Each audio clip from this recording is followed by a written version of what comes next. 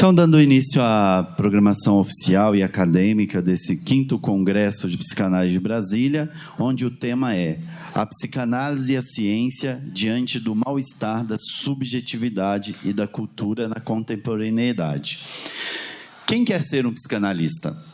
Em um de seus últimos textos, Freud listou 3 profissões impossíveis: analisar, educar e governar. No tópico 7, de análise terminal e interminável, ele solidariza com o analista no exercício de sua atividade. É como se analisar fosse a terceira daquelas profissões impossíveis, governar, em que, de antemão, se sabe que o resultado será insatisfatório. As outras 2, conhecidas há muito tempo, são educar e governar. Mas o que fazer diante do impossível? Pelo menos quando nos referimos ao psicanalista? Como questionado por Freud nesse mesmo texto, onde e como esse coitado deve adquirir tal qualificação ideal e necessária para tal atividade? Ele mesmo responde: na análise de si mesmo, a função dela é cumprida quando proporciona ao aprendiz uma firme convicção da existência do inconsciente e lhe dá a primeira amostra da técnica psicanalítica, torna o analisando apto a ser um analista. Apesar da clareza da resposta de Freud, ainda assim temos o impossível como horizonte. E dessa forma, essa palestra pretende sugerir alguns passos possíveis para aqueles que, quer ser um psicanalista, possa ter esses passos, no qual o Saulo chamou de 7 saberes necessários para quem quer ser ou para quem quer psicanalizar. Quem é Saulo Durso? Saulo Durso Ferreira é psicólogo, mestre em psicologia e psicanalista. Tem mais de 12 anos na prática como clínico, supervisor, professor em cursos de graduação e pós-graduação. No YouTube tem mais de 400 aulas gratuitas. No Hotmart também tem mais de 20 cursos disponíveis para nós. Tá? Tudo isso para ajudar os psicólogos, psicanalistas, estudantes a conquistar os 4 pilares para viver bem da psi. Vamos receber com muito carinho Saulo Durso.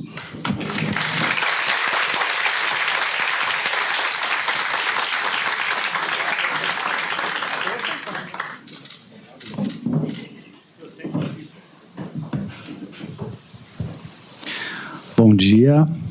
Deixa eu ver. Vocês estão bem? Então, né? Bom, primeiramente agradecer aqui, Flávio e o Otávio. E sempre uma honra estar em Brasília. Eu vim aqui há alguns anos atrás. Eu conheci Brasília vindo para essa escola, né? Então, alguns anos atrás, eu fiz um curso de YouTube chamado Lacando Zero, bem tosquinho assim, né? Gravado no celular, áudio horrível, que as pessoas reclamam até hoje, mas enfim. Mas a partir daí que eles me conheceram, entraram em contato comigo e eu vim para fazer um aulão. Foi super legal, né? Foi uma sexta-feira à noite, aí sábado o dia inteiro, né? Aí depois eu voltei para falar do Freud, aí tem uma vez que eu vim falar de Winnicott. Então eu tenho uma memória aqui, uma lembrança afetiva muito grande de Brasília e da escola, tá? De psicanálise. E é um prazer estar aqui de novo falando de psicanálise e de uma forma que eu gosto de falar, que é evitar muitos jargões complicados. Eu acho interessante que a psicanálise seja algo mais acessível, né? Então, eu sempre tenho essa ideia de que, para que as pessoas possam discutir, elas têm que estar num certo pé de igualdade. Então, às vezes, um texto muito fechado, muito barroco, muito, às vezes, complicado, acaba intimidando uma pessoa de se aventurar, né? E eu penso muito isso porque eu dei aula na faculdade durante 10 anos, na FMU. E eu lembro que as perguntas que mais me desconcertavam eram as perguntas de quem estava no começo da faculdade. Quem já tinha percurso, assim, faz uma pergunta, mas não quer tanto saber a resposta. Quer mais assim, deixa eu fazer uma pergunta aqui, ó. Faz uma pergunta. Agora, chegava o aluno do primeiro semestre, tá, mas e a criança que é surda, como é que fica tal coisa? E eu não sabia responder, eu falei, puta, faço a menor ideia, cara. Tá, mas a questão é toda a linguagem, se a mãe é muda. Eu falei, puta, não tenho a menor ideia, né? Então, tem algumas coisas que só quem acho que está em pé de igualdade em termos de elaboração consegue falar. Então, sempre eu estou nesse lugar tentando fazer a psicanálise, falar da psicanálise de uma forma, não sei se mais leve, mas mais acessível. Mas, claro, sem perder o rigor. Né? Essa palestra que eu montei aqui, 7 saberes necessários para ser um psicanalista, que mudou de nome. Se eu fosse fazer mais tarde, ia mudar de nome de novo, porque o nome vai mudando. Confesso que eu peguei aqui o título do Edgar Morin, 7 saberes necessários, só porque soou bonito. Mas, enfim, o que é isso aqui? Muitas pessoas me procuram para fazer supervisão. E eu vejo algumas dificuldades. E aí, algumas pessoas pediram assim, faz um passo a passo, alguns pontos que são fundamentais quando eu for atender, o que eu tenho que escutar de diferente, porque tem uma escuta diferente, o psicanalista. Né?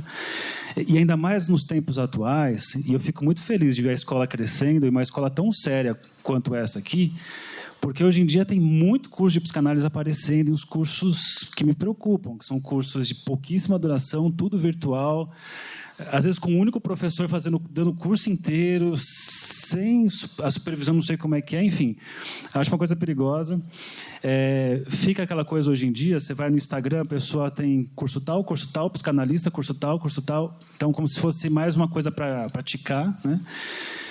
E acho que não é por aí que a psicanálise tem que ir, mas vai acontecendo. Então, por conta disso, eu fico preocupado assim, como poder ajudar de alguma forma quem está chegando na psicanálise, ou mesmo quem está na psicanálise já, ajudar com algumas formalizações, algumas reflexões. A psicanálise é isso, né? Cada vez que eu escuto um psicanalista, alguma coisa muda em relação ao que eu penso, sei e pretendo exercer. Eu tenho o hábito de reler textos, e cada vez que eu releio um texto, eu falo, nossa, olha que legal que tem isso aqui. Eu não sei vocês, mas se eu vou na livraria hoje, tem um livro lá falando do Freud, eu vou comprar, e eu vou ler as mesmas coisas ditas de formas diferentes, eu acho muito legal. Então, eu fico muito feliz de ler psicanálise. Então, enfim, é uma coisa... Psicanálise é uma diversão para mim também.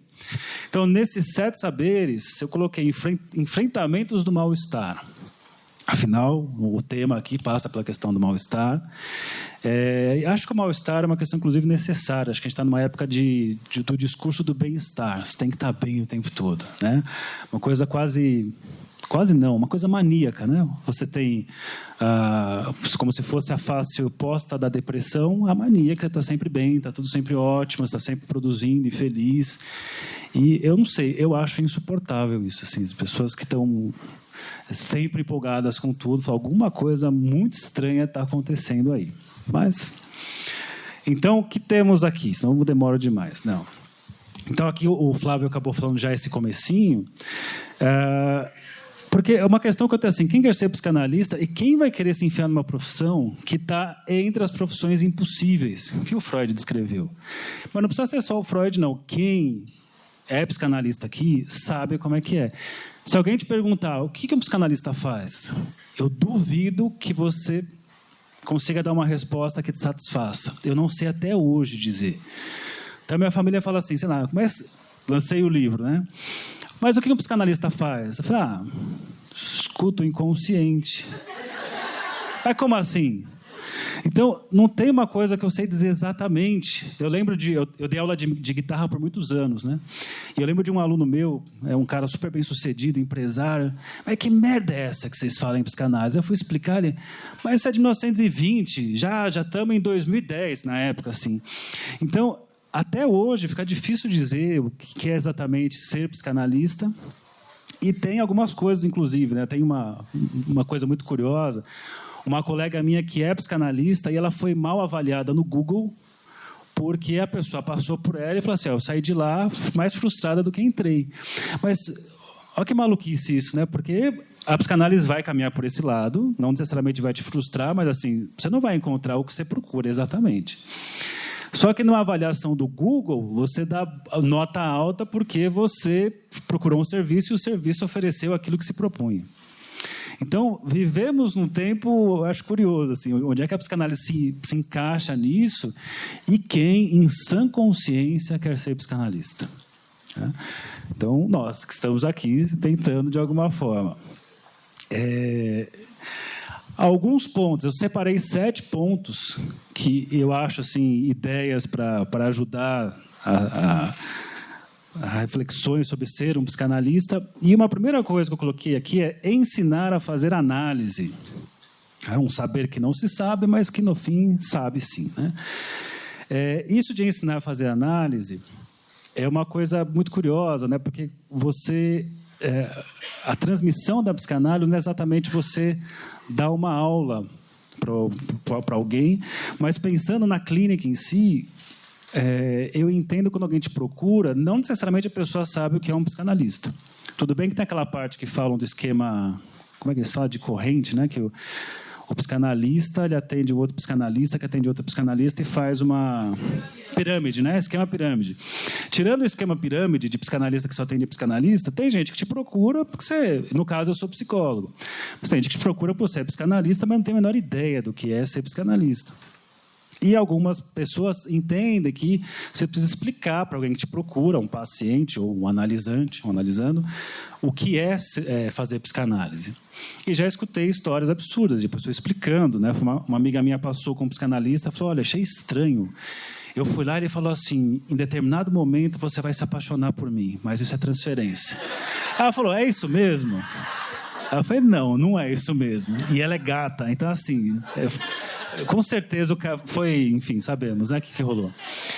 Mas assim, eu entendo que um psicanalista precisa ensinar o candidato ali à análise a fazer análise. Mas como é que você ensina isso?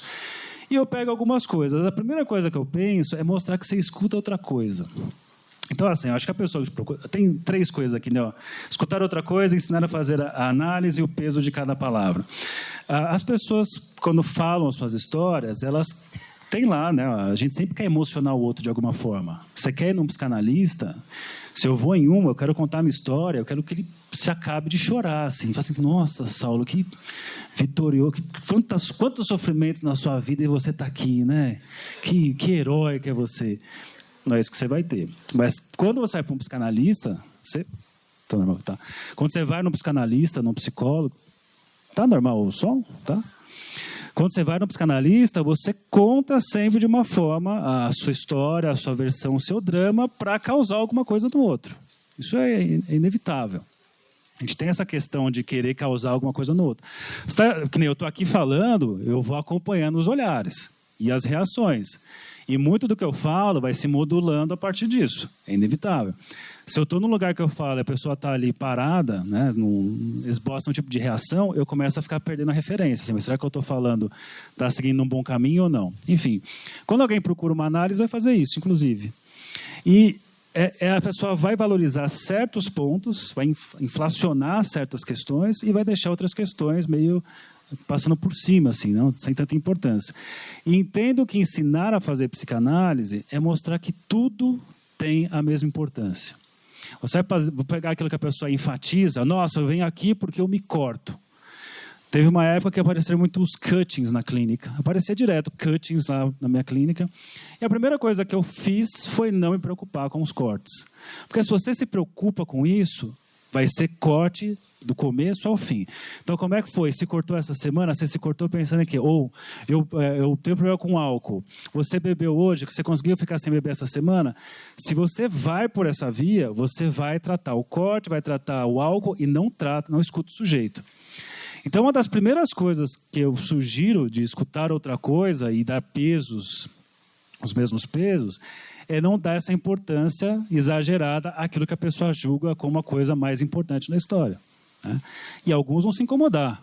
Pode ser que vá lá no Google e fale assim, fui lá falar dos meus cortes, ele nem ligou para os cortes que eu falei. Então, eu acho que isso é importante. Porque a pessoa começa, né, afinal, assim, qual que é a única regra da psicanálise? Dizer tudo que vier à cabeça, a mente sem censura. Só que se você não faz essa operação de deixar tudo dentro da mesma importância, fica difícil a pessoa falar tudo que vier à cabeça, porque ela vai selecionar o que ela acha que é o mais importante para falar para você. Então, se ela traz um assunto inflamado e você não dá essa importância, e às vezes conta de uma coisa meio por cima que aconteceu, ao falar do corte, por exemplo, ela comenta de um curso que ela estava fazendo, você começa a escutar, a perguntar daquilo, investigar aquilo, meio que causa um efeito assim, pensando no outro, mas que raio ele quer saber de mim? Eu vim, falei do meu corte, parece que ele nem se importou. Aí eu falei do meu curso, ele ficou todo interessado no curso que eu fiz. Aí chega na outra entrevista, falei do curso dessa vez, parece que ele não se importou, fiquei falando do cachorro, ele achou interessante. Então chega um momento, que eu acho muito legal isso, que você não sabe, pensando como o futuro analisante ali, você não sabe mais o que o outro quer saber de você. E quando o outro não sabe, quando você não sabe o que o outro quer de você, é a hora que você começa a falar mais livremente. É o teste que eu sempre faço. Numa discussão, fica quieto, fecha a boca. A pessoa vai começar a falar o que ela não deve, começar a falar coisa que ela começa a ficar ansiosa, chega em casa hoje, depois das palestras, com seu parceiro e parceira, quando ele falar com você, não fala nada para você ver o que acontece. Fica quieto. Assim. Tudo bem? E vai ficar, mas tá tudo bem mesmo? Tá. Mesmo assim, foi tudo bem lá na palestra? Foi. Você está chateado porque eu fiz tal coisa? Não, você fez tal coisa, né? Então, só de não dar essa referência faz com que o outro comece a falar o que ele não gostaria de falar a princípio. Outra coisa interessante nesse ensinar a fazer análise é marcar os clássicos, né? Os tropeços, hesitações, os lapsos. Então, eu já escutei de várias pessoas que eu atendo. Estava em tal lugar, lembrei de você, porque eu fui falar uma coisa e falei outra. Falei, o Saulo, a pessoa falou assim, o Saulo adora isso. Às vezes a pessoa comenta, por que você repete quando eu falo essa coisa? Mas a pessoa falou alguma coisa e foi avançar, falou errado aquilo, eu insisto naquilo, mas por que você está voltando nisso? Não, eu quero saber isso também. Então a pessoa começa a perceber que o que me interessa, não necessariamente o que ela diz conscientemente, com vontade ali, mas sim aonde a fala dá aquela tropeçada, onde ela hesita, onde troca a palavra. Então, veja como a clínica começa a ser um lugar assim, quando eu vou no meu analista, lá eu falo de coisas que eu não falo em lugar nenhum, ele se preocupa com coisas que ninguém não está nem aí, que parece besteira. Eu lembro, só para ilustrar, tem um caso de um cara que eu atendi um bom tempo. Ele estava na fusão de 2 mega empresas, e ele é um dos que encabeçava ali, o CEO, mas quando ele entrava no consultório, o que ele ia falar era a questão que ele teve lá com... Óbvio que eu vou distorcer aqui o conteúdo, né, para não dizer detalhes da pessoa. Mas ele entrava, deitava no divã e começava a falar de uma questão dele com o irmão dele, quando eles tinham tantos anos de idade, pequenos, em relação a um ursinho que tinha um furinho e tal, e ele ficava falando do furinho do urso. Então, assim... Quando entra na análise, é uma outra coisa que está acontecendo. É uma coisa que ele não vai encontrar em outro lugar. Não é aí que começa aquele processo. Não é uma psicologia. Né? É alguma coisa que não sei muito bem o que é. Né? Já disse que não sei explicar o que é a psicanálise. E aí, isso é interessante que, quando eu vou dar a supervisão, eu não vejo as pessoas tanto indo para esse lado.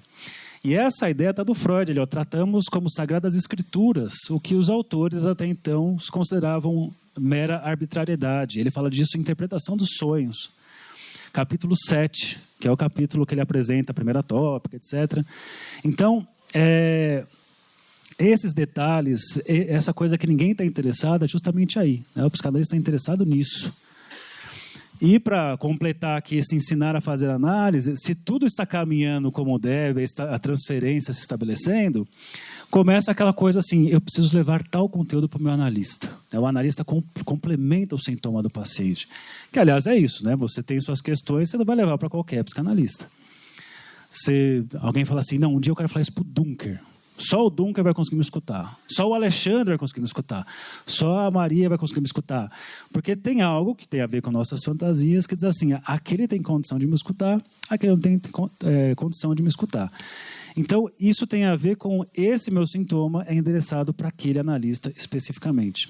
Por isso que um dos motivos que alguém marcou uma entrevista com você, não necessariamente vai começar a fazer uma análise. É preciso verificar se tem condições disso. Então, esse escutar outra coisa, coloquei aqui um ponto que o Lacan traz no inconsciente ético, vou ler só esse primeiro aqui. O estatuto do inconsciente, que lhes indico tão frágil no plano ôntico, é ético. Freud, em sua sede de verdade, diz: o que quer que isso seja, é preciso chegar lá, porque em alguma parte o inconsciente se mostra.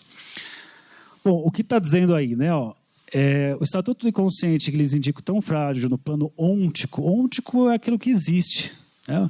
O que a gente fala assim, que o inconsciente está lá. O inconsciente é esse iceberg, muitas vezes tem essa leitura.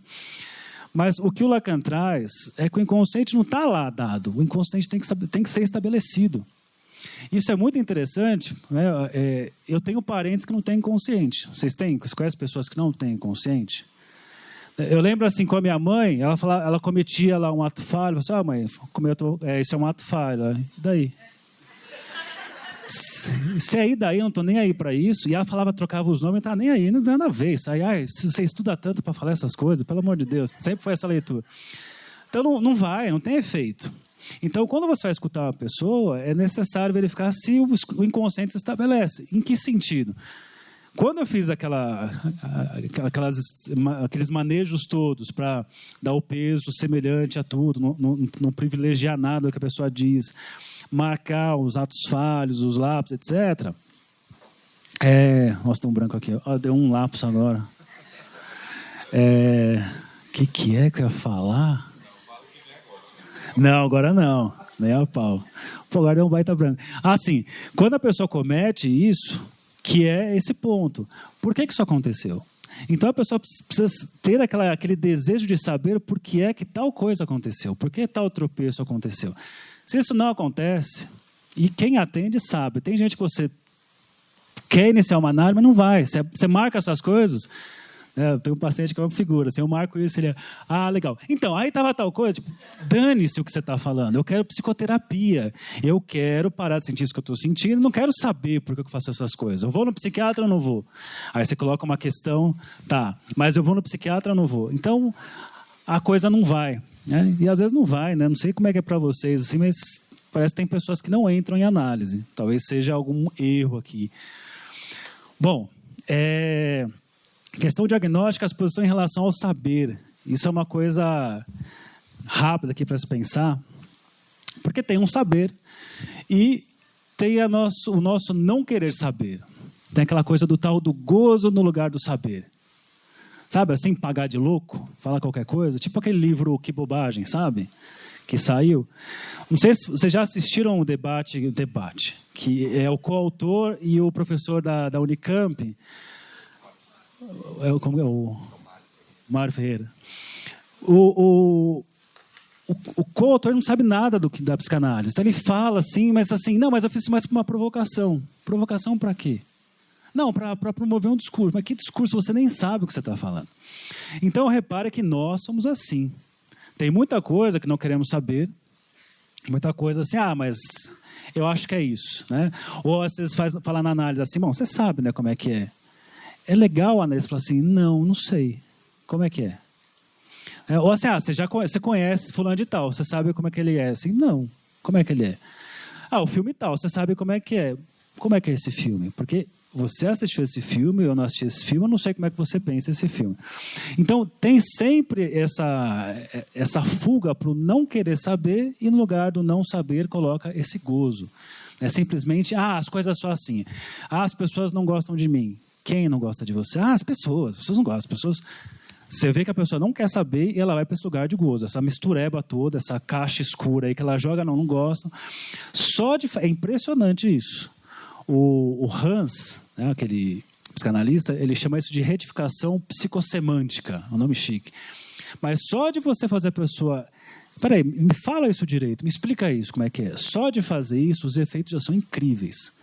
Se você começa a adotar isso, ninguém gosta de mim. Ninguém quem?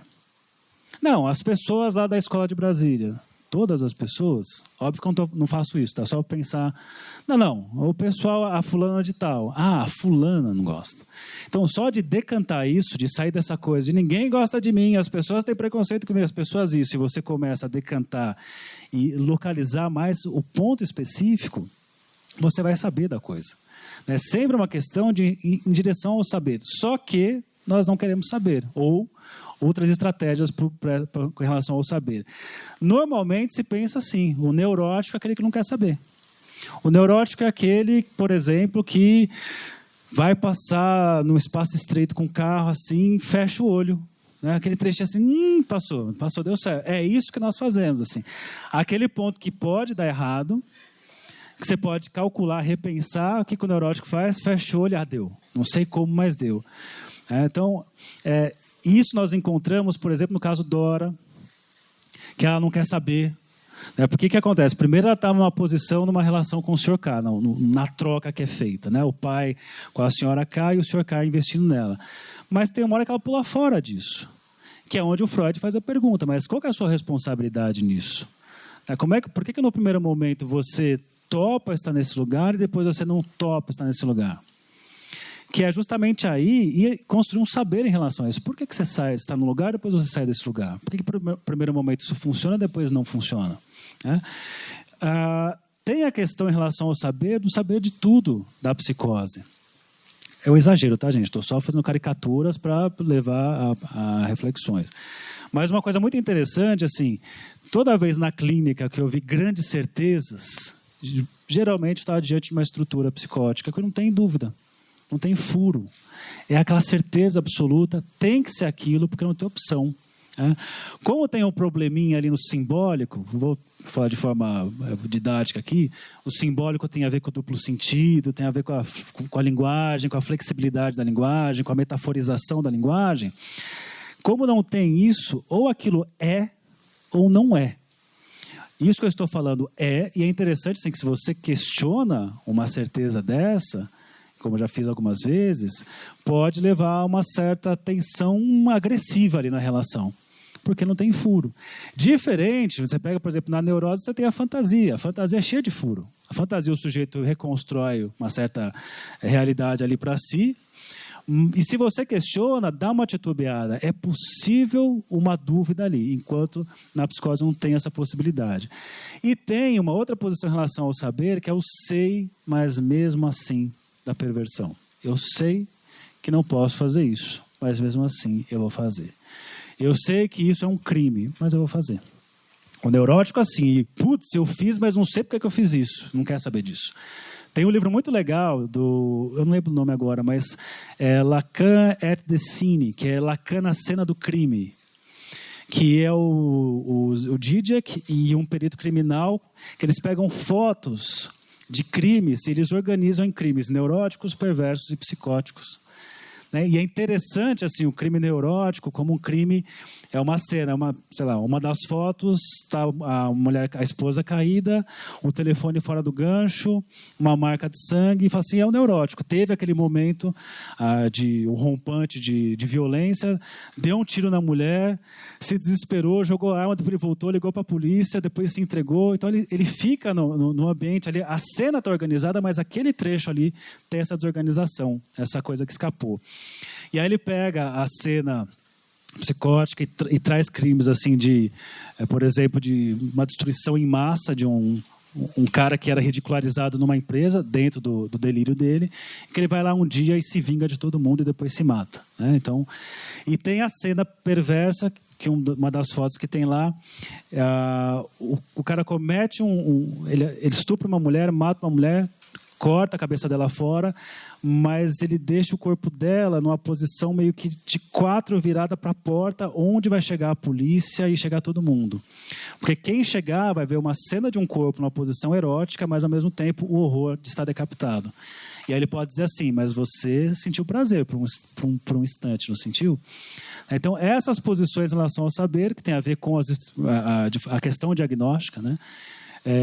Muitas vezes eu falo de diagnóstico e aí eu escuto que você não tem que fazer diagnóstico, que o diagnóstico é reducionista, mas assim, o diagnóstico ele é um norte, assim, né? Você não tem que ficar completamente preso a ele, mas existem diferenças grandes em termos de como você seguir na clínica, se você pega, por exemplo, uma pessoa numa estrutura neurótica e numa estrutura psicótica. Nenhuma é mais saudável que a outra. Não dá para dizer assim, esse é normal, o outro é não normal. Eu posso ter uma pessoa de estrutura neurótica super saudável ou não saudável, né? Eu posso pensar, por exemplo, às vezes falamos assim de estrutura perversa, como se fosse o cara que vai fazer coisas ruins, vai ser mal com o outro. Não tem nada a ver com isso, né? Eu posso ter perversidades na neurose, perversidades na perversão, perversidades na psicose, enfim. Então eu coloquei aqui, assim o fenômeno clínico da psicose está no delírio e sua falta de dúvidas, de furo. O fetichismo da perversão como uma fixação em objeto ou cena um passo antes de reconhecer a castração. E na neurose o sintoma e sua ligação com a fantasia. Traduzindo rapidamente, o neurótico não quer saber o que ele põe no lugar, a fantasia. É muito mais fácil fantasiar que o mundo te odeia do que ter que se haver com certos pontos que te implicam. Então, é uma das coisas. Na questão do fenômeno da psicose, eu já trouxe para vocês o delírio como essa reformulação de uma realidade, mas que não tem furo nenhum, não tem dúvida nisso. E aí eu coloquei ali o fetichismo da perversão, que a perversão não se caracteriza só pelo fetichismo, mas é só para pensar na estrutura do fetichismo, que você tem a fixação no objeto ou cena um passo antes de se deparar com a castração. Isso está no Freud, o fetichismo, em que ele coloca Olha o Mário aí, ó. No fetichismo, que a criança ela reconhece a castração e, ao mesmo tempo, ela desmente esse reconhecimento.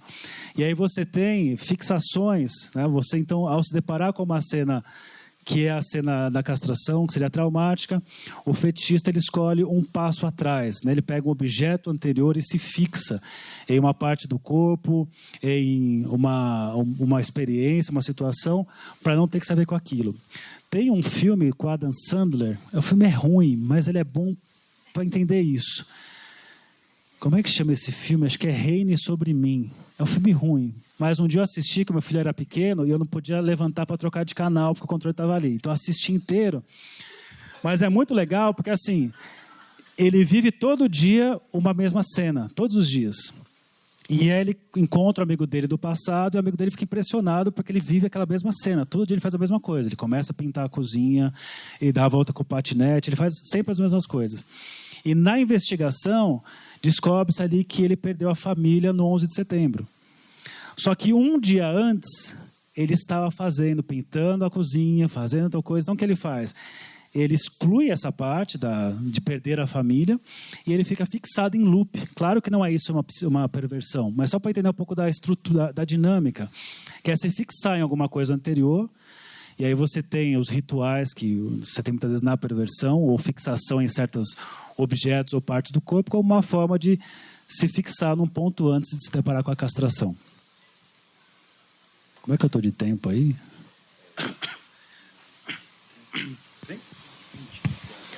Tá, então mais 20. Vamos lá. Desautorizar o não querer saber, que tem a ver com o que eu falei agora, né? De entrar para esse lugar do gozo, não quero saber disso. E tem que insistir nisso, né? Insistir que vá saber dessas coisas. Eu vou trazer uma citação aqui, acho que é muito legal, do Jacques Lamillard, que está no Percurso de Lacan, que ele fala assim: posições em relação ao saber. Creio que a experiência analítica nos ensina que o paciente, a propósito do seu sintoma, fala e fala muito. Com relação à fantasia, pelo contrário, a situação é completamente diferente. Normalmente o paciente não vem lamentar-se de sua fantasia. É justamente o oposto. Podemos dizer que através dela obtém prazer, desprazer do sintoma, prazer de fantasia. Isso aqui é o filé mignon da clínica para mim. E eu arrumo briga com um monte de gente por conta dessa perspectiva. Porque assim, nós adoramos exibir nossos sintomas. Porque eu tenho isso, porque eu sou obsessivo, eu tenho isso, eu faço tal coisa. Nós saímos por aí falando dos sintomas. Mas quem revela a fantasia que está por trás de tudo isso? É claro que não é tão simples assim, que a fantasia é inconsciente. Mas assim, é impressionante como falar desses tropeços, todo mundo acaba fazendo. Agora, a fantasia que está por trás disso, e o Miller ele traz um exemplo. Ele traz um exemplo assim, por exemplo, uma pessoa que tem uma posição feminista, por exemplo, mas que na fantasia tem uma posição submissa em relação ao homem. Imagina, eu estou falando isso aqui, eu estou me arriscando muito, né, de levar xingamentos. Mas, assim, quantas pessoas que se posicionam de uma forma, sei lá, mais à esquerda, mas que têm fantasias de uma posição à direita, de controlar o outro, de não aceitar a diferença. Então, isso é interessantíssimo. A pessoa não quer saber dessa parte. E na clínica, e eu insisto, assim, precisamos escutar a fantasia, entender a estrutura do fantasma, né, fazer com que a pessoa vá para esse lado. Porque a fantasia, mais uma vez, ela entra como não querer saber. Eu fantasio, eu coloco essa posição, mas aí, ao invés de falar disso, eu vou lá e fico só apresentando os sintomas e sintomas e sintomas. Na clínica, mas eu vou deixar para falar mais amanhã sobre desafios na clínica hoje em dia, eu vejo muito isso. Muita gente que chega com discursos já prontos, né, discursos de todos os tipos, de lacração de esquerda, de direita, disso, daquilo, e que fazem isso, mas não pensam sobre isso. Não pensam em que sentido, não se posicionam subjetivamente em relação a isso. Então, já chega com um discurso que foi construído, que está se alienando de novo a um discurso do outro e não está falando a partir de si. E eu insisto, né, na clínica é o singular. Então, vá saber disso que você está falando. Você pode falar disso, não tem problema, assim, mas por que você fala isso? De que lugar que você fala isso? E essas fantasias que estão por trás, ser escutada, a pessoa muitas vezes vai se deparar com o horror de estar nesse lugar. Quantas vezes eu escutei ali o analisante se traindo, que ele tem uma posição e quando vai contar alguma coisa, vou dar sei lá, um exemplo, a pessoa que dizia sobre nunca ter sido amada na família e sempre falou que a família a rejeita, e quando foi falar de uma certa posição, falou o oposto disso, revelando que a fantasia é outra, a posição dela está outra nisso. E aí eu falei, vamos escutar o que está acontecendo aí. Por que você falou dessa forma? É porque apareceu esse ato falho, ela começa a fazer uma série de associações, mas isso está ancorado dentro de uma atmosfera, de uma fantasia. Então, outra coisa, produção de um saber. Vou ter que ir rápido aqui, né? Porque estamos 20 minutos. A estrutura tórica, deixa eu só mostrar o que é o tórico, que é nome bonito, mas o touro é isso aqui, ó, touro. Olha que legal. Vou pegar a imagem, que a imagem fala bastante aqui. Você vê que é uma rosquinha, um donut. E aí eu tenho um Dzão fazendo espiral. E eu tenho um Dzinho que passa por dentro, assim, ó. Certo? O que está dizendo aí? Esse Dzinho é o desejo. E esse Dzão são as voltas da demanda. Demanda. O que isso quer dizer? Que as pessoas pedem coisas o tempo todo, mas será que o analista está nesse lugar de responder a esses vários pedidos da pessoa? Coisas do tipo, como é que eu faço para as pessoas gostarem de mim? E aí você tem alguns discursos do tipo, primeiro você precisa se amar. Depois que você se amar, as pessoas... Então você tem essas explicações, mas assim, são perguntas, você escuta na clínica... E vira e mexe, a pessoa estava fazendo várias perguntas, assim, mas são perguntas assim, como é que eu tenho condições de responder uma questão dessa? Como é que eu posso dizer assim, para as pessoas gostarem de você, faça isso?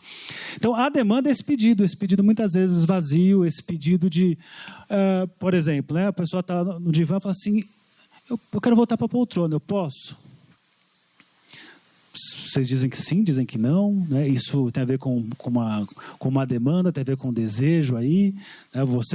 Né? Mas eu lembro de um caso, normalmente eu falo, só sigo, assim, a pessoa faz esse pedido, não falo nada, a pessoa vai para o divã e segue. Mais uma vez a pessoa insistiu, falei, vamos ver como é que é. Falei, não, vai para o poltrono. Aí a pessoa sentou. Aí ficou quieto. Eu posso ir para o divã de novo? Então, assim, são esses pedidos... que, na verdade, assim, você precisa questionar os pedidos que estão sendo feitos. Porque, mais uma vez, temos essa questão da fantasia, e tem uma fantasia muito grande, ainda mais com alguns discursos, né, de fantasia de desamparo, fantasia de não reconhecimento, fantasia de não ser acolhido pelo outro, e às vezes chega na clínica com esse pedido. Será que a gente tem condições de oferecer esse acolhimento que a pessoa pede? Eu vejo muito assim, às vezes aquela posição de ficar no lugar de maternagem, com todo respeito ao Winnicott, eu gosto muito de Winnicott, que a Winnicott sabe disso. Mas assim, o Winnicott, quando ele fala de holding, ele está falando de uma coisa muito específica, de pessoas que tiveram problema dentro do desenvolvimento emocional primitivo, na primeira tarefa integrativa, que é a integração. Essas pessoas, para o Winnicott, precisam de holding. Mas aí a galera vê aquilo e começa a achar que todo mundo precisa de holding. E todo mundo começa a se achar frágil e procura esse lugar. Eu sou frágil, me dê holding. E assim, geralmente, quem está na clínica sabe, quem não teve esse holding e a integração foi precária, nem pede. Porque não tem nem condições de perceber que falta alguma coisa. Então, tem muitas vezes neuróticos que estão ali, tiveram suas tarefas todas muito bem caminhadas no desenvolvimento emocional primitivo, mas que fica nesse lugar desse pedido, desse acolhimento, desse reconhecimento, que é a questão assim, eu quero ser reconhecido. Mas tem aquela passagem, né? A pessoa tem um desejo de reconhecimento e o trabalho da análise é passar por reconhecimento do desejo. Esse é o nosso grande trabalho. Então, tem um desejo aí. E quando a pessoa fica... Agora ficou alto, né? Ou eu que estou louco, assim. Está tendo variações aqui, não está? Não, tudo bem. Que eu só quero saber se eu não estou louco. Eu, talvez.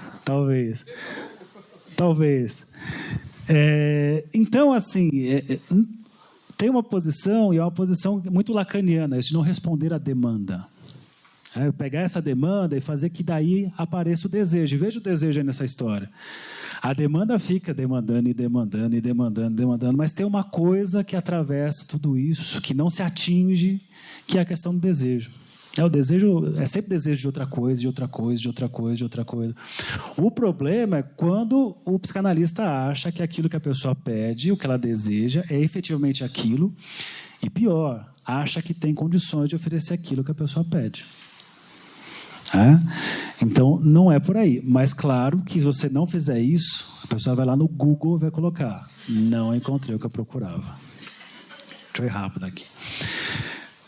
Bom, uma outra coisa interessantíssima que eu acho importante, que esse não é isso, desde o começo, né? O Freud marca a questão do não é isso, desde ali do caso da Ana O, que ele fala assim, vou pegar o finalzinho para não demorar, ele fala, contudo, não se pode rejeitar de antemão a hipótese de que, precisamente em consequência dessa lógica, ela tivesse atribuído a alguns sintomas um motivo desencadeador em que a verdade inexistia. Olha que interessante isso. O Freud, desde o começo, está dizendo assim, as pessoas sofrem de coisas, né, produzem sintomas a partir de lembranças, de experiências, mas que não necessariamente aconteceram. Não podemos misturar o que é uma fantasia da infância com o que realmente aconteceu. Eu sempre dou exemplo aqui do filme do Queen, Bohemian Rhapsody, que acho que a maioria já assistiu ou conhece a banda Queen. E o filme é emocionante, só que a história não é daquele jeito. Quem conhece a banda mesmo sabe que não foi naquela ordem, não foi daquela maneira. O Freddie Mercury não fez aquele último show já sabendo que tinha HIV, não foi nada daquilo. Mas para ser emocionante para o público, tem que contar de uma forma mais emocionante, que é o que eu falei para vocês. As pessoas contam as suas histórias da forma mais emocionante possível. E aí vem um ponto que o Freud sempre marcou isso, dessas lembranças da infância. Que ele coloca, nós não nos lembramos da nossa infância como elas aconteceram, mas como gostaríamos que tivesse acontecido. Aí a pessoa diz assim, tá, mas a infância que eu lembro é uma infância ruim. Sim, mas não significa que necessariamente aconteceu dessa forma. Se você for pensar que o inconsciente é atemporal, tudo está acontecendo no agora. Se ele é atemporal, não tem uma coisa que aconteceu com 3 anos, outra com 5, outra com 7. Está tudo rolando nesse exato momento. Então, como é que você pode dizer, porque você pode garantir que aquela lembrança é uma lembrança que realmente aconteceu?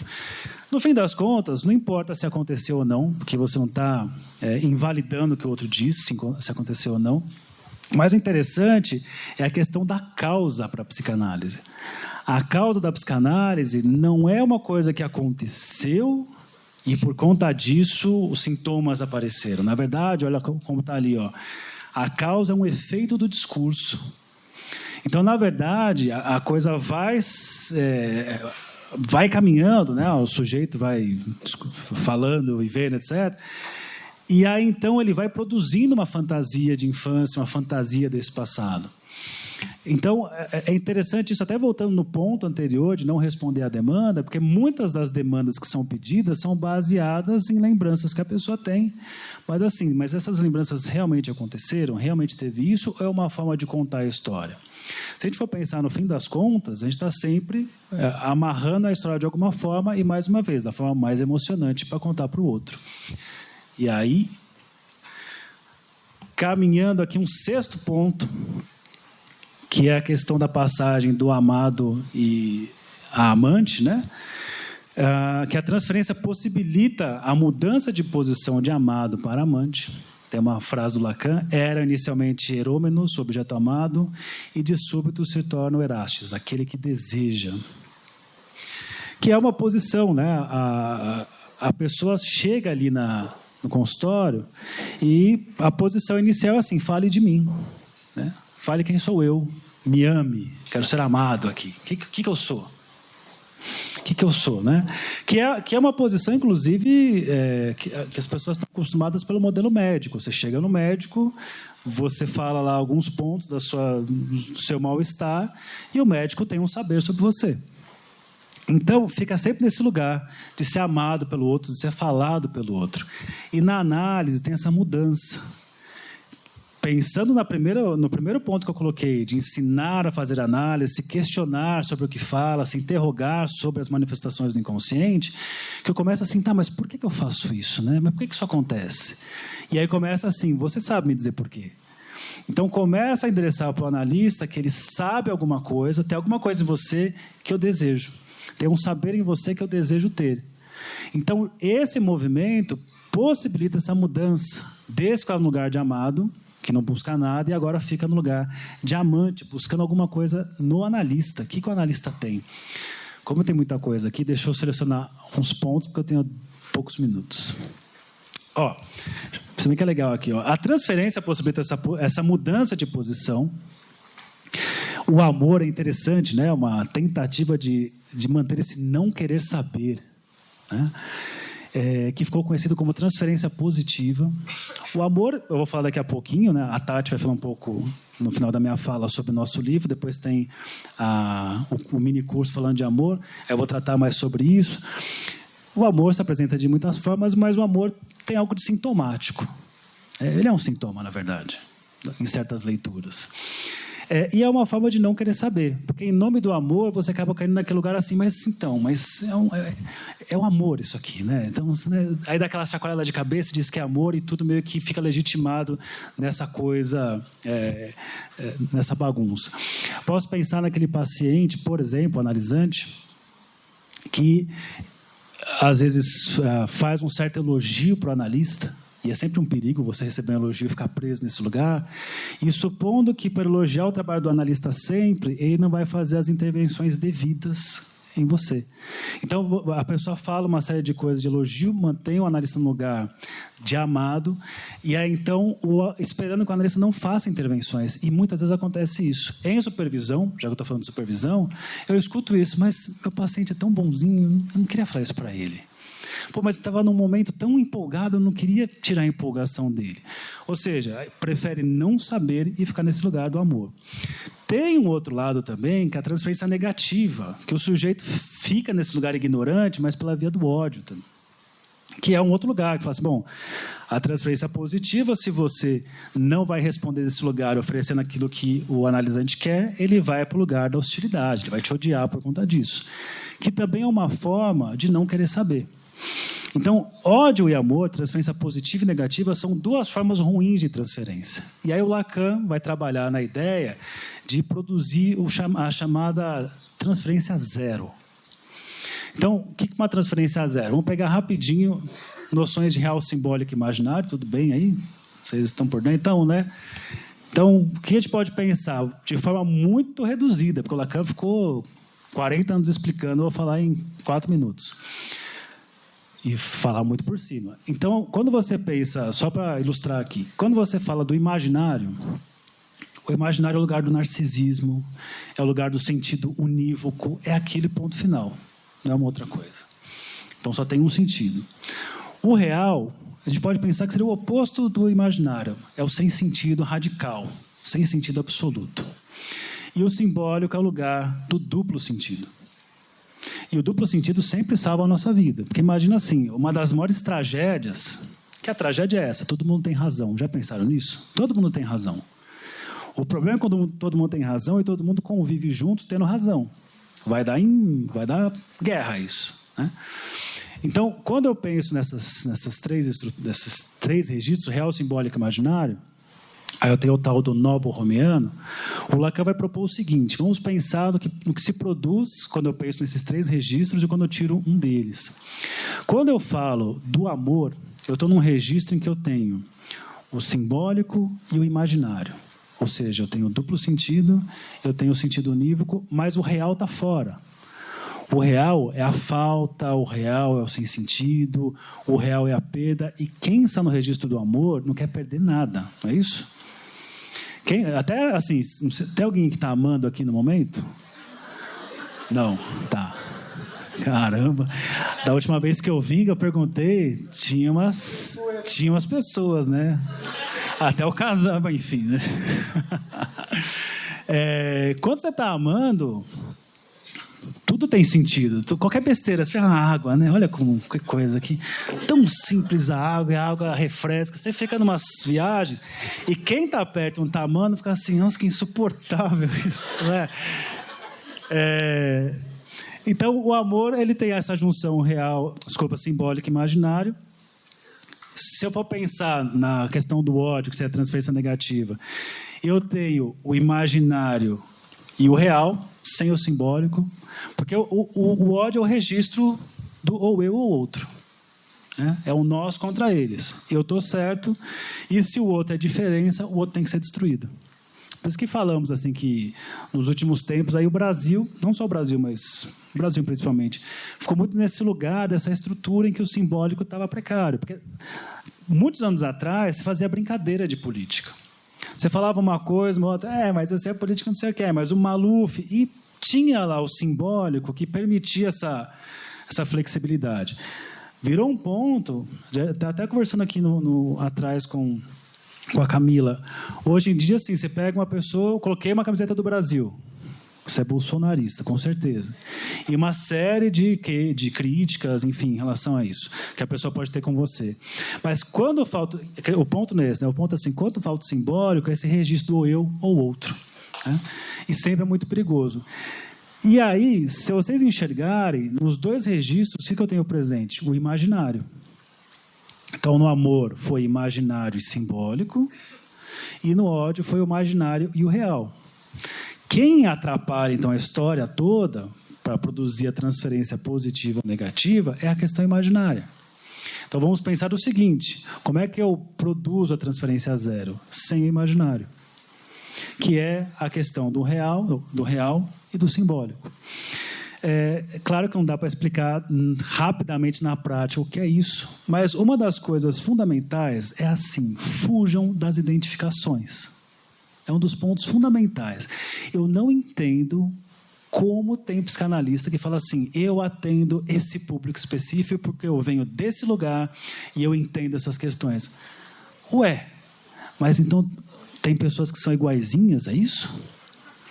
Porque quando você faz isso, você está eliminando diferença, está dizendo que é igual, e você está dizendo que, por supostamente ser de um mesmo lugar, você tem condições de escutar melhor uma pessoa. Mas minha dúvida é assim: você escuta melhor alguém que você se identifica ou quem você não se identifica? Escutar melhor. Porque quando você se identifica, você fica assim, você, São Paulo, né? Bem assim, Vila Mariana, é assim. Então você não consegue escutar, porque você escuta uma coisa e já está se colocando como idêntico a ele. Eu acho isso um probleminha na história. Para poder... Tem tempo? Não, tem. Está ótimo. Mas eu até tenho aqui aqui o que eu acabei de falar, né? R mais I menos S... real mais imaginário menos simbólico é igual a ódio. Simbólico mais imaginário menos real é igual a amor. Na transferência a zero eu tenho simbólico mais real menos imaginário. Parece que é super complexo, mas é besta, tá vendo? é só pensar nesse lugar. Saia desse lugar narcísico, imaginário, caso você queira, né, seguir alguns desses pontos que eu estou sugerindo. E, para finalizar aqui, depois eu vou chamar a Tati para falar um pouco do nosso livro, uma coisa interessante, né, sobre... Quando eu falei no comecinho da palestra, das profissões impossíveis, são profissões que, assim, você vai falhar. Então, quem é psicanalista, você vai falhar, quem vai governar vai falhar, quem educa vai falhar, e por aí vai. E, a partir daí, o Lacan monta os seus 4 discursos. Você encontra aí no seminário 17, ele falando sobre isso. E, assim, obviamente, também não vou ficar falando muito sobre isso, mas só dá uma olhadinha ali. Ó. Tem o discurso do mestre, discurso da universidade, discurso da histeria, discurso do analista. Nesse primeiro discurso do mestre, esse S1 aí, o agente, esse é o mestre. Né? O Lacan monta esse primeiro discurso a partir da dialética senhor-escravo, do Hegel. Né? Que seria assim, eu sou um mestre, eu sei, você é esse outro, você faz o que eu mando, você produza alguma coisa para mim. E se você enxergar nessa estrutura, eu tenho... Veja embaixo, os lugares são o agente, o outro, a produção e a verdade. Anda no sentido do relógio, tá? O agente, o outro, a produção, a verdade. Então, o agente, esse significante mestre. Aí eu tenho esse outro, esse saber.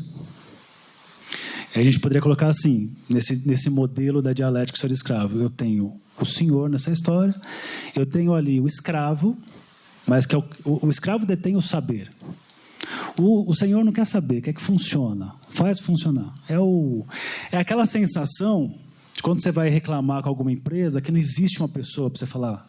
Está lá assim no infinito, né? Com quem que eu reclamo? Aí você vai subindo de setor, você só tem funcionários assim, eu só estou cumprindo ordens aqui. Né? Ele quer que você produza alguma coisa que está embaixo ali, o objeto A, mas veja que tem a verdade embaixo desse mestre, que essa verdade tem um S barrado, significa que ele também é um sujeito dividido, ele também é um sujeito faltante. Mas ele se põe num lugar de saber absoluto, né, uma posição melhor de saber, não, de faça tal coisa. E essa posição é um perigo, porque quando as pessoas chegam no nosso consultório, elas acabam buscando que você seja um mestre. E pode ser que você fique tentado a falar desse lugar de mestre. Porque tudo que eu estou falando aqui para vocês, e eu falo muito isso, nós estudamos em psicanálise mais para não fazer do que para fazer. Você estuda muita coisa para deixar de fazer as coisas. Porque se você entra no lugar e diz assim, você tem tal coisa, você tem tal transtorno, você está nessa posição de um mestre. E o outro só tem uma posição. Bom, se você é esse cara que tem um saber, eu venho até aqui, você fala que eu tenho tal coisa, então eu acredito nisso, então eu sou tal coisa. É muito tentador ir para esse lugar. E você tem várias áreas, e até, às vezes, na psicanálise, pessoas ocupando esse lugar, de tu és isso. Pode ser que aconteça, né, de não ser alguém dizendo assim, faça tal coisa ou seja tal coisa, mas põe um discurso aí, olha, os estudos mostram que é isso, isso, isso. Que é o que nós vemos o tempo todo, né? A química do amor. Os estudos mostram que o cérebro funciona assim, assim, assado, e as pessoas compram, se submetem, etc. Estou acabando já. E aí é interessante, veja o discurso do analista, só para falar que poder encerrar e chamar a Tati. Eu tenho aqui, no lugar do agente, eu tenho o A, que é o objeto A, o objeto causa do desejo. O objeto A não é objeto de desejo, ele é causa do desejo. A gente poderia pensar assim, objeto de desejo, podemos encontrar o que eu quero, mas o que eu quero nesse objeto que eu quero, eu nunca consigo encontrar. É uma coisa como se fosse o que está em torno desse objeto. Então, o analista está nesse lugar de objeto A, que causa o desejo. Como? Não dizendo o que ele quer exatamente. Como eu falei no comecinho da palestra, né? Você dá peso igual a todas as coisas, você marca os tropeços. Então, ele ocupa esse lugar de causar o desejo do outro, mas o que o analista quer de mim? E quando ele está nesse lugar, veja que o outro fica nesse lugar de S barrado, sujeito dividido.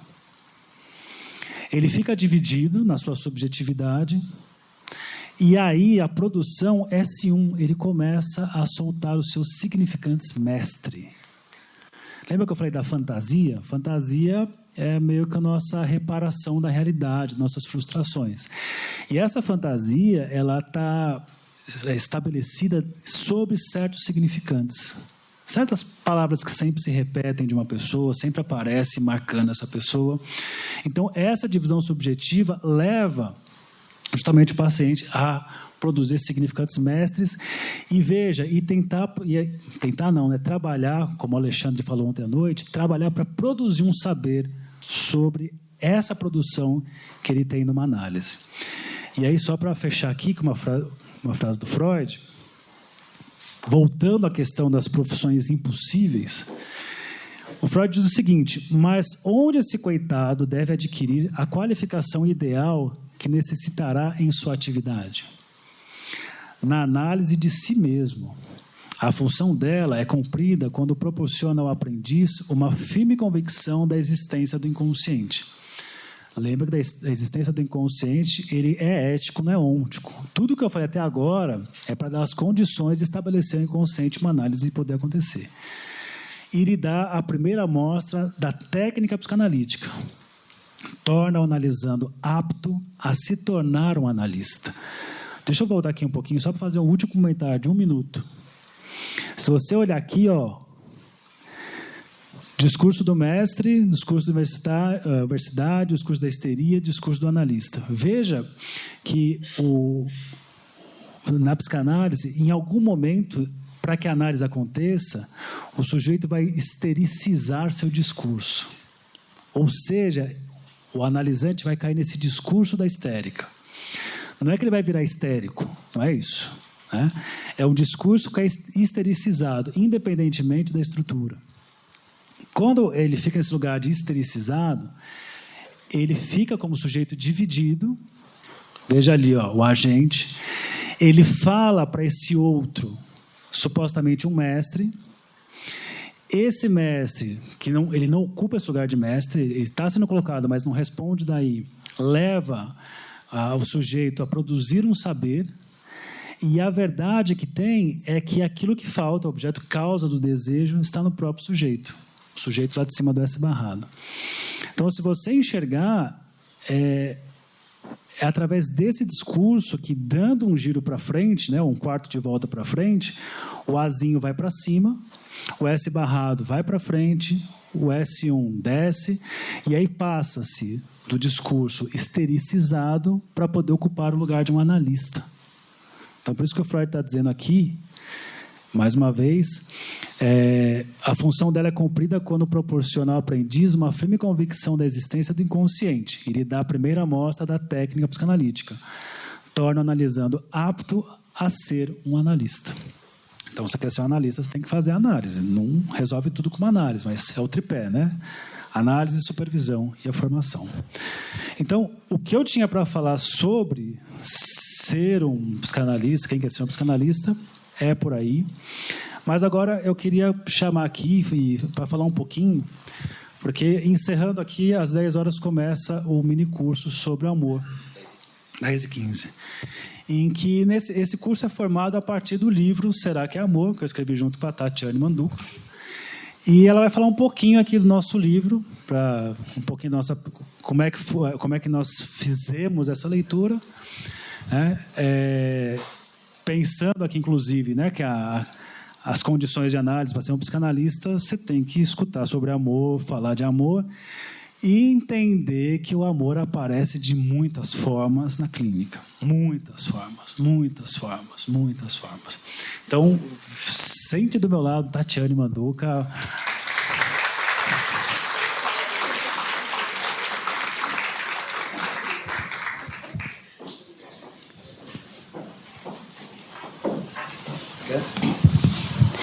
Obrigada.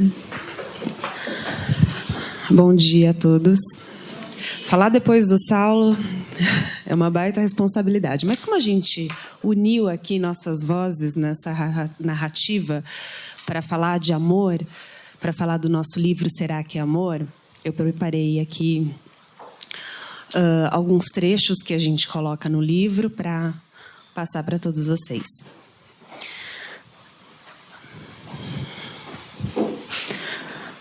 Não tem uma pessoa sequer que não fale de amor no discurso analítico, nos adverte Lacan. Falar de amor, com efeito, não se faz outra coisa no discurso analítico, 1972, 1973. Fica à vontade, tá? Foi um grupo de estudos que nós decidimos escrever sobre o amor. Pois cada pessoa que atravessa a porta dos nossos consultórios fala em sua gramática própria sobre seus modos de amar e de se sentirem amadas ou não. No banquete de Platão, o discurso nasce do desejo de falar. O amor se alarga no dizer de cada um. Eros o origina. E é assim na clínica. Em Será que é amor? Cada discurso, cada vinheta clínica, cada poema retrata as experiências de amor e diferentes dinâmicas amorosas. Nosso vasto universo musical incessantemente retrata nas canções as dores e a beleza do amor. Deixa eu só contar um trechinho. Pode, claro. Que no nosso livro, nós falamos do banquete do Platão, mas não de uma forma, uma interpretação filosófica psicanalítica. Nós somos provocados pelo banquete para, a partir dos discursos do banquete, trazermos leituras clínicas nossas e, como a gente gosta muito de música e etc., a gente traz trechos de músicas que, de alguma forma, ilustram esses discursos de amor. É o que a gente fala no livro, que é por associação livre, né? Esse encontro com a arte, com a literatura. Nos enredamos nas dramaturgias que encenam o amor, desvelando a estrutura de uma ficção infamiliar que ressoa em cada um de nós. Portanto, sentimos-nos bem acompanhados pela arte, pela literatura, para falar da força imperiosa de Eros. Afinal, onde quer que o psicanalista chegue, o poeta chegou antes. E conforme dizemos em Será que é amor, isso não invalida o saber psicanalítico. Pelo contrário, faz com que nós clínicos escute, para além da psicanálise, que escutemos a cultura. Aliás, não há como conceber o sujeito sem concebê-lo em sua relação com o outro, com o ambiente e o contexto no qual está inserido. Nosso diálogo sobre diálogos inspirados no banquete de Platão retrata as experiências de amor e de sofrimento na clínica. Eros, o amor, a pulsão de vida, é o que neutraliza a pulsão de morte. Freud, em 1920, descreve o ser humano dotado de duas pulsões, pulsão de vida e pulsão de morte. Inicialmente, imersos na pulsão de morte, vide a precária condição humana de desamparo ao nascer. Se não fosse um outro, a morte seria certa. Sem o outro, sequer a vida começaria. Partindo dessa premissa, o amor e o outro são curadorias soberanas para o acesso à vida. Curados da morte pelo amor, esse é o começo da vida de todos nós. No bem dizer freudiano, é preciso começar a amar para não adoecer. E é inevitável adoecer quando, devido à frustração, não se pode amar. Existe uma terra da vida e uma terra da morte. A ponte é o amor, a única sobrevivência. Nossa aposta se inclina a discutir o amor, afinar a escuta como clínicos na relação que não escapa ao amor, na relação de transferência, como cura, como um eterno aprendizado. Apostamos que podemos amar melhor, reinventar o amor e reinventar nós mesmos pelo amor. O filósofo Martin Buber, presente na escrita do nosso livro, escreve: o amor não invalida o eu, pelo contrário, liga o eu mais intimamente ao tu. O eu se torna eu em virtude do tu. E continua: isso não significa que devo ao outro o meu lugar. Isso coloca em relevo a importância do saber de si e de apostarmos na construção de um aporte psíquico para sustentar as contrariedades, as ambivalências e o desequilíbrio do amor, para que possamos ter relações com o outro pelo prisma da alteridade.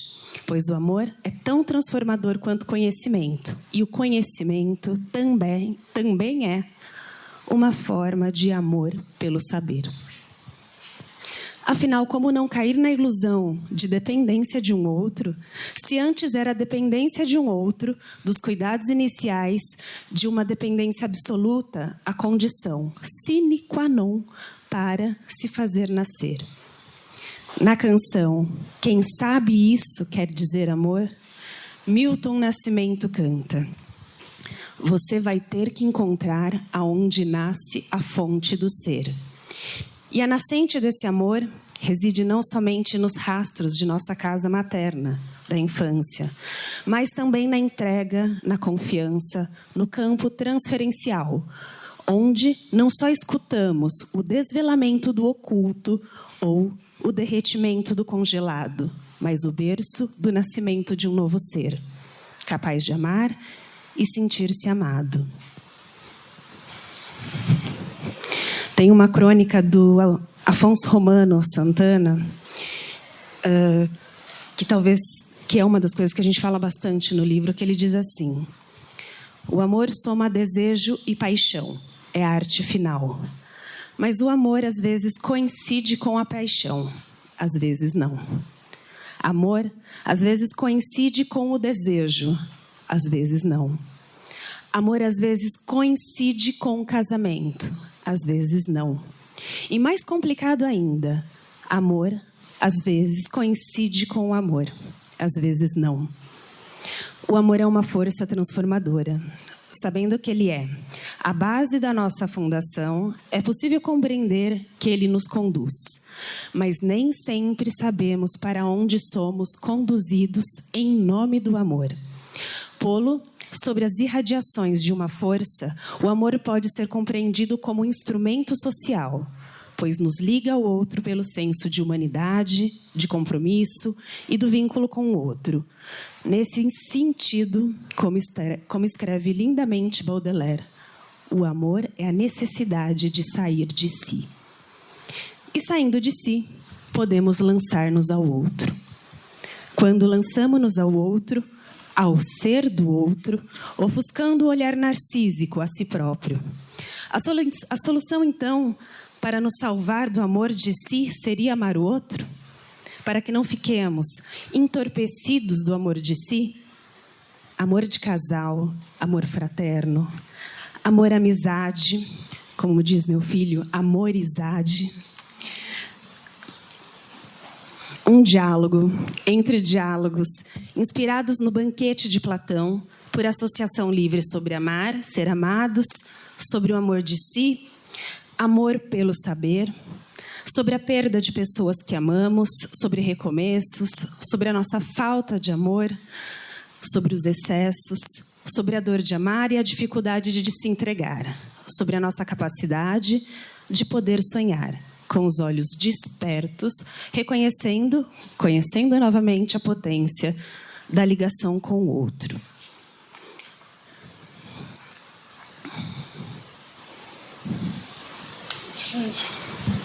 Deu? Não, ela está falando uma coisa aqui, né? E no livro aparece muito isso, né? Como o Lacan coloca que sempre estamos falando de amor na clínica, o Freud diz isso, e acho que é isso, né? A nossa capacidade de conseguir escutar como aquela pessoa, o que aquela pessoa chama de amor, né?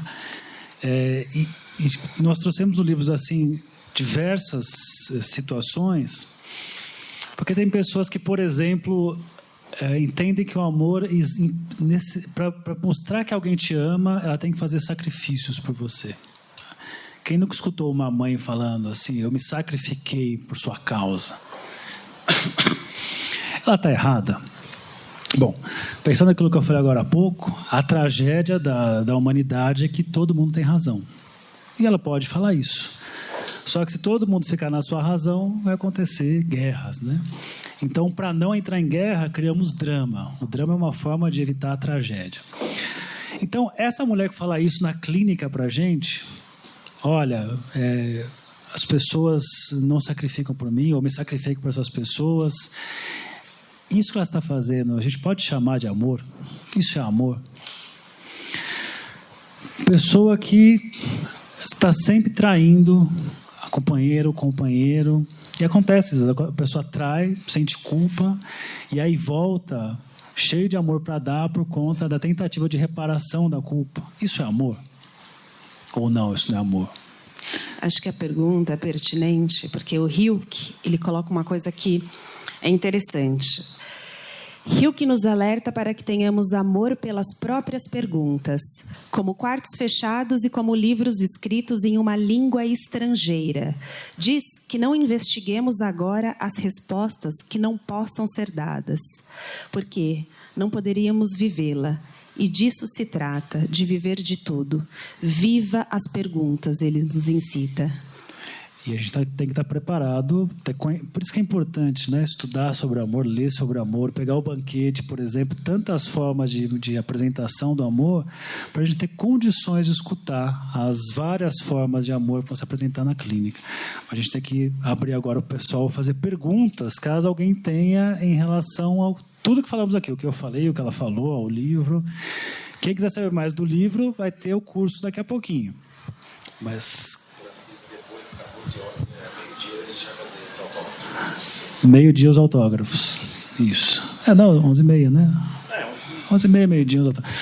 Mas alguém tem perguntas sobre tudo que foi falado aqui? Ou vocês querem comer? Quem quiser fazer perguntas, então, eu vou levar o microfone até vocês, né? Queria que vocês fizessem como a gente fez ontem, a gente combinou ontem também, perguntas diretas, sucintas, né? Sem testemunhos e depoimentos, né?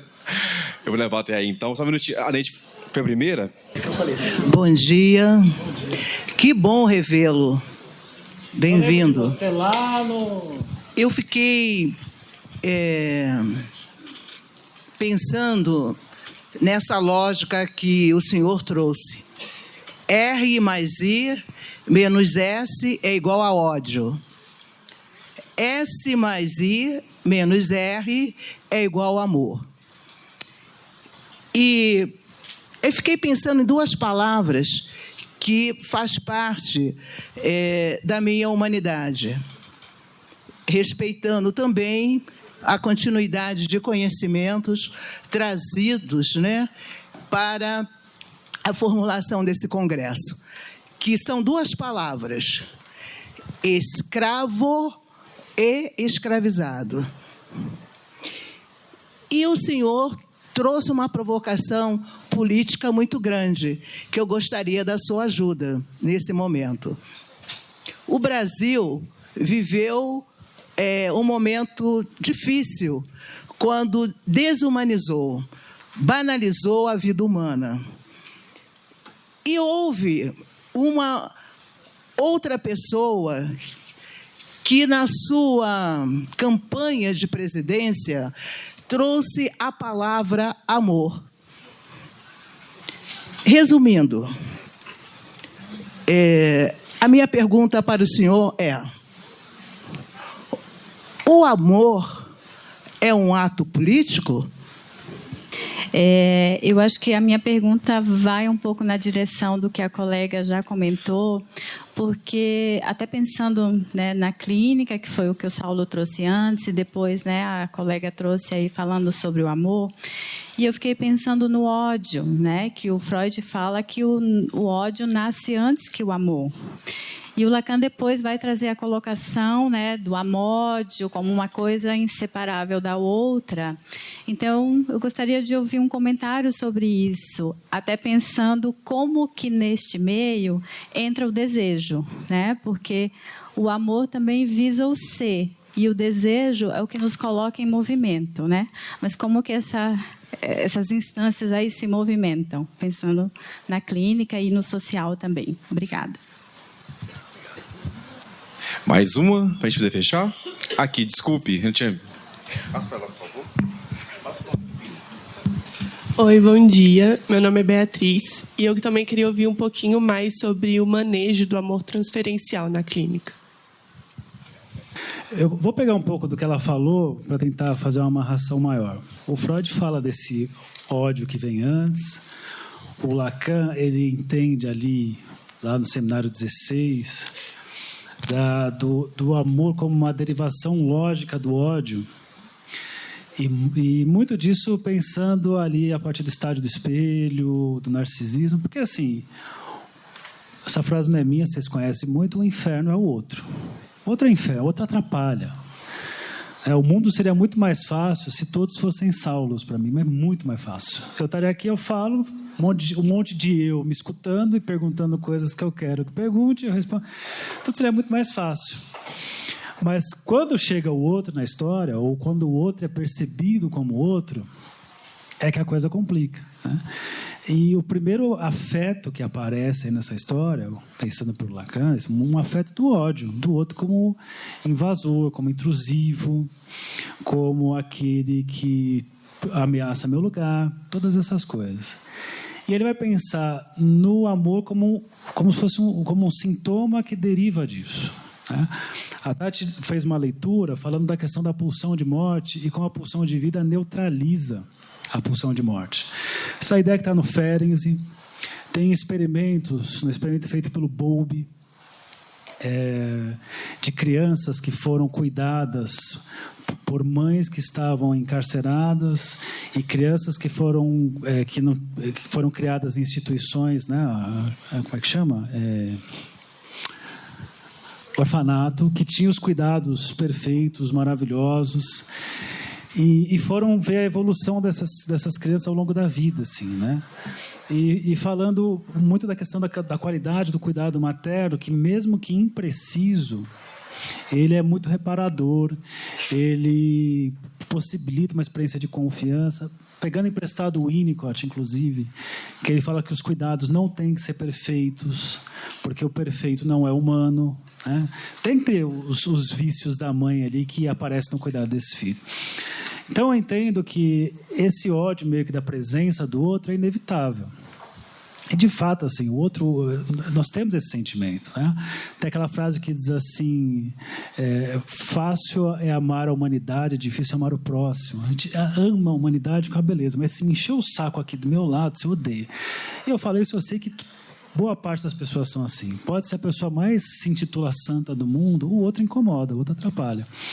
Então, pensando no amor como um sintoma que é formado para neutralizar isso, para possibilitar a convivência com a diferença. Então, sim, é um ato político, porque assim, nós temos diferenças. E a clínica está falando disso o tempo todo. A clínica, muitas vezes, quando vai para uma via de catalogar pessoas dentro de um manual diagnóstico estatístico, acaba tirando o singular, acaba dizendo que todo mundo é igual, que não tem diferenças. Ou se tem, são bloquinhos de diferença. Grupo A, B, C, D. O que a psicanálise faz, acho que o Alexandre chamou de... Foi bugiganga que ele falou, é isso? Geringonça. É isso, assim, cada um vai formar sua geringonça no final de uma análise, porque é só seu aquilo. E é muito interessante que é só seu, e desculpa a expressão, e as pessoas estão cagando para isso, porque é teu. O nosso mal é que todo mundo queira o que a gente queira, mas assim, não, você vai chegar na sua geringonça e aquilo é seu. Então, eu entendo que sim, é um ato político, dessa questão dessa neutralização. Acho que foi um alívio quando foi falado essas coisas, né? O amor voltou a entrar como algo nos discursos. Tem algo assim, muita coisa foi falada ontem também na abertura sobre essa intolerância ao diferente, mas é isso, eu entendo que o amor é aquilo que possibilita a existência com o diferente. Então, por isso que ele é completamente um ato político, né? Que é a possibilidade de estar com o diferente. Não sei se eu respondi já a questão da derivação lógica. Agora, o tema de manejar é isso que eu vou falar agora no curso lá. Você não vai lá para o curso? Eu vou falar um... Hã? Não tem vaga? Mas assim, é difícil dizer como manejar, mas assim, esse lugar de não entrar nesse lugar de identificação, acho que tem uma coisa... Vou falar de um estilo de intervenção que é muito interessante, assim. Eu lembro quando eu comecei a atender, eu fazia intervenções tão longas que eu me perdi, eu esqueci o que eu estava falando. Já passaram por isso? Nossa, você falava assim, então... Eu falo assim, o que eu estou falando mesmo? E aí eu comecei a perceber que quanto mais eu falo, menos efeito tem. E eu sempre escutava da minha analista assim: você tem que ler o inconsciente. E eu, Só um detalhe, minha analista tem histórias interessantes. Mas eu falei assim para ela que eu me chamei de paciente. Eu falei assim: você não é paciente. Paciente sou eu que tenho que te aguentar. Ela tem 90 anos. Eu sempre falo isso, eu adoro isso.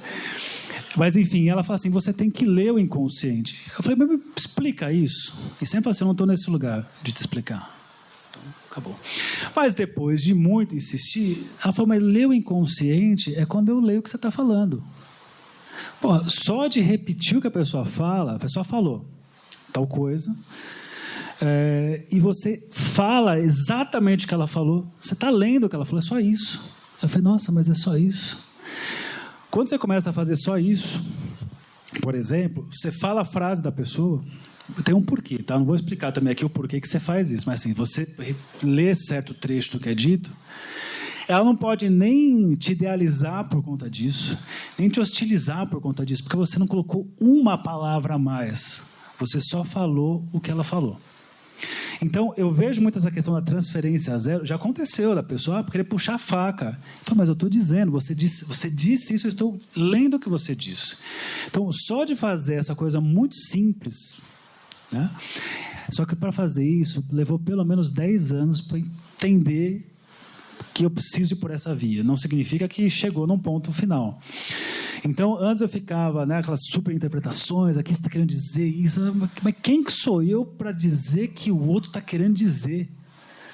Eu não posso dizer isso. E tem clínicas, e com todo respeito a clínicas, como a kleiniana, que tem leituras, como Lacan chama de a açougueira inspirada, que corta a mãe em parte, lança e papo. Ok, não está errado, é uma perspectiva clínica. Que muita gente gosta. Eu entendo assim, inclusive, né, que as abordagens, você escolhe uma abordagem porque é aquilo que te mantém desejando continuar escutando alguém. Então, independentemente da sua abordagem, se você escute, está ótimo. Mas, pensando em termos de manejo de uma forma rápida, que cabe, só o fato de você ler o inconsciente, isso não vai nem para uma via de uma idealização, nem para uma via de uma relação odiosa. É o que você falou. E vamos escutar porque você falou isso. Então, não tem como o paciente cair naqueles encantamentos. Nossa, meu analista fala coisas lindas. Mas fala lindo o quê? Ele tem que falar o que você fala e não ficar do que você fala construindo poesia. Que tem gente que faz esse estilo. Tem um colega que é psicanalista que ele praticamente escreve um poema ao final de cada sessão. E ele acha que é isso aí, tá bom.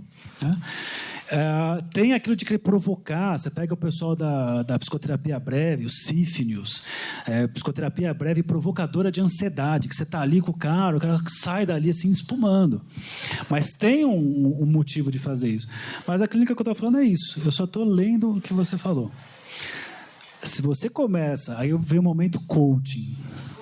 Se você começa a fazer isso na tua vida, sério, boa parte dos seus problemas se resolve. É impressionante isso.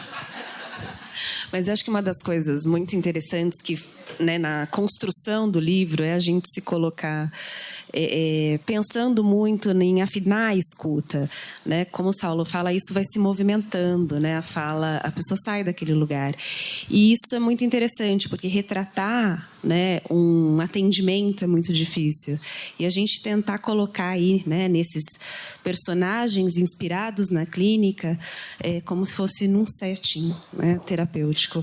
Isso é bom para nós, enquanto clínicos, é bom para, né, que é um livro que todas as pessoas conseguem ler e também faz a gente pensar no nosso próprio manejo, né? Acho que isso ajuda a pensar, né? Amplia o nosso repertório.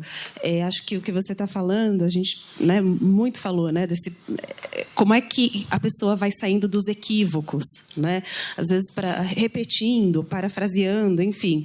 Então, é claro que é uma obra, né, ficcional, inspirada na clínica, por associação livre, que fizemos aqui a 4 mãos, mas é de muita grandiosidade para a gente poder pensar no nosso próprio manejo, né? Olhar para o que está acontecendo. Isso foi uma das coisas que a gente construiu, aí, um norte para a gente construir os casos relatados no livro. E quem gosta de amor está aqui. No curso. Então, para encerrar, agradeço a presença de todos vocês. 8 horas da manhã, todo mundo aqui. Muito legal. Há muitos anos que eu não fazia apresentações tão cedo, porque eu não dou mais aula na faculdade. Quer dizer, eu faço meu Bom Dia Psicanálise às 7h30, mas é diferente, né? Então, fico muito feliz de tantas pessoas interessadas ou obrigadas a estarem aqui, não sei, mas estão aqui, não importa as motivações. Obrigadão mais uma vez pelo convite. Obrigado, Tati. Obrigado, Flávio. Tatiane, Saulo, muito obrigado mais uma vez, né? Sejam bem-vindos demais ao nosso congresso. Muito obrigado por tudo.